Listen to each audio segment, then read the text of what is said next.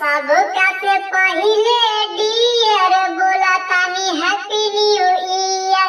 सबका से पहिले डियर बोला तानी हैप्पी न्यू ईयर।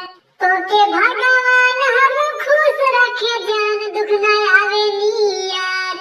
तोके भगवान हम खुश रखे जान दुख न आवे नियर। सबका से पहिले डियर बोला तानी हैप्पी न्यू ईयर। सबका से पहिले डियर बोला तानी हैप्पी न्यू ईयर। हर खुशी मिले तोहके जिंदगी में जान हो, कबो नहीं घटे तोहरा होठ के मुस्कान हो। हर खुशी मिले तोहके जिंदगी में जान हो, कबो नहीं घटे तोहरा होठ के मुस्कान हो। होखते बिहान मिले खातिर लइबा जान सूट पे भी पियार। होखते बिहान मिले खातिर लइबा जान सूट पे भी पियार। सबका से पहिले डियर बोला तानी हैप्पी न्यू ईयर।